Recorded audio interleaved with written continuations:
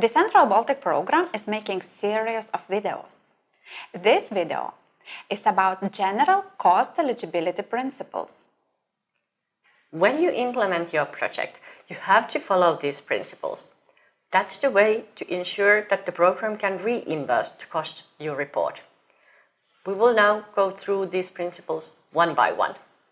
First, cost must be relevant to the project. By cost relevance, we mean that the cost is necessary to achieve project results. Moreover, the cost has to be related to the approved activity plan in the application form. Monika, you work with the project on a daily basis. Could you explain this in a more detailed way? How do you assess if an activity is relevant to the project?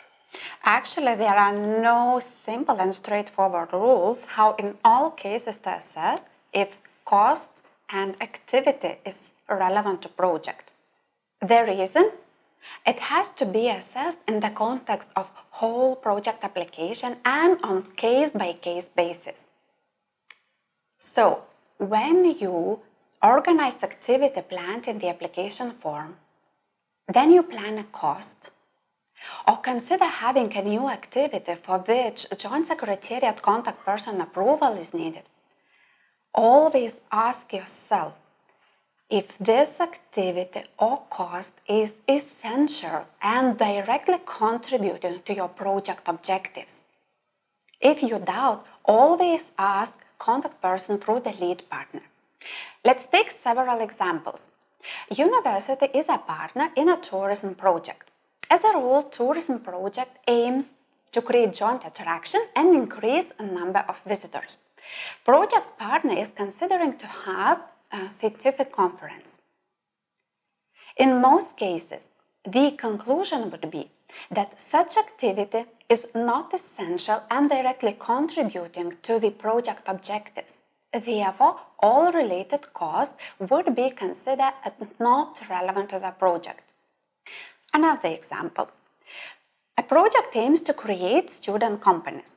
Partner organized entertainment activities as team building. After the assessing this case in project report, it was concluded that team building is not essential to achieve project objectives and all relevant costs be considered as not eligible.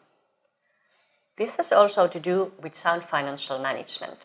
At large, the entertainment costs as such are not in line with sound financial management principles and therefore not eligible. So, sound financial management costs consist of three components: economy, efficiency, and effectiveness. This means that you use project resources, financial and staff, only when it's needed and at a reasonable cost to achieve project results. Also, we expect a feasible relationship between resources used and results achieved. I'll illustrate this with a few examples. Going to very expensive and famous restaurants is not justified as an average priced restaurant is in line with sound financial management. Staying overnight, a standard room in the hotel instead of a suite is in line with sound financial management.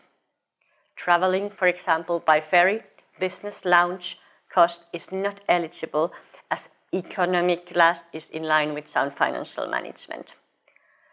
Although the practice in some organizations would allow you to use business class when traveling, this is not eligible in the project. Why is sound financial management so important?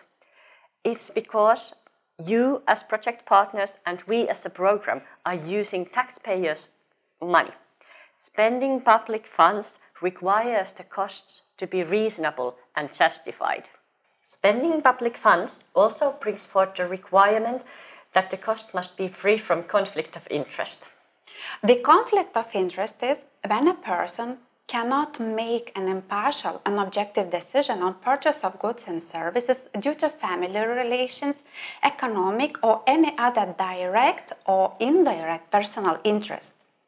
It is important that you have well-documented and transparent processes to avoid conflict of interest. Let's take several examples. If you need an external service and project, you cannot buy it directly from your family members, acquaintances company, or the company you used to work with. Project staff of one partner organization cannot provide external services through own companies to other project partners. One more case. SEO or some other project staff member from one partner organization cannot offer consultation or some other services for project as external service, even in cases when they do not report staff costs for the project. In addition to those wider principles, cost relevance, sound financial management, and free from conflict of interest, we also have principles that are of a more technical nature. First, the eligibility period. All costs must be incurred and paid during the project duration. Costs paid after the end of the project durations are not eligible. Or in a case of a reporting period, the cost must be paid during the current reporting period. If the date of payment falls in the other reporting period, then the cost is reported with that report. Second, cost must be incurred and paid by the project partner. You can only report costs that your organization has directly paid for. Third, invoices among project partners are not allowed. You cannot purchase services or goods from another project partner or an associated partner. Also, invoices shared between partners are not allowed. For example, one service provider issues an invoice and all partners pay a share of that invoice. This is not eligible. Next principle. Each budget line has its specific rules. Those are set in the Program Manual, Chapter 3.6, called Eligibility of Costs. All project partners have to read Program Manual in order to know and understand specific rules to the budget lines. Since we have videos for budget lines, I won't explain them here in more details. Another helpful tool for you is Guide for Project Implementation. We also recommend you to visit our website and check FAQ section. Finally, one more eligibility principle is audit trail. By audit trail, we mean a specific set of documents to be collected and kept for a specific time to prove that cost was spent according to the program requirements. All those documents are also called as supporting documents. Invoices, price comparisons, procurement documents, employment and service contracts, to name but a few. Keeping proper audit trail is extremely important because after the end of each reporting period, the first level control checks covers 100% of your costs. And supporting documents are the only mean to prove that the cost was spent according to the program rules, according to these eligibility principles. Program requirement is to keep audit trail documents for 4 years after the project closure. More detailed explanation on that is available also on Project Closure video. List of required supporting documents varies for different budget lines. During the videos per budget lines, I'll explain in more detailed way on what kind of documents you need to collect. Also, you can find this information in the Program Manual and Guide for Project Implementation.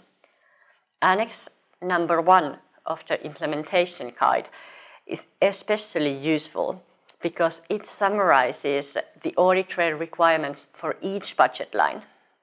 Practical tip: use the list of necessary supporting documents when you have first-time different types of cost. For example, you are having your first project meeting, so go and check the Guide for Project Implementation what kind of supporting documents you need to save if you order lunch for participants. Good practice would be to use this list again when preparing the partner report, to make sure that you uploaded all necessary documents in the EMS list of expenditure to prove the eligibility of such costs. To summarize, in order to be eligible, costs must be linked to the project and be essential, comply with sound financial management principle, be free of conflict of interest, be borne and paid by partner organization within eligible period. You also need to be aware of specific rules for each budget line and collect and maintain all necessary supporting documents for costs and activities.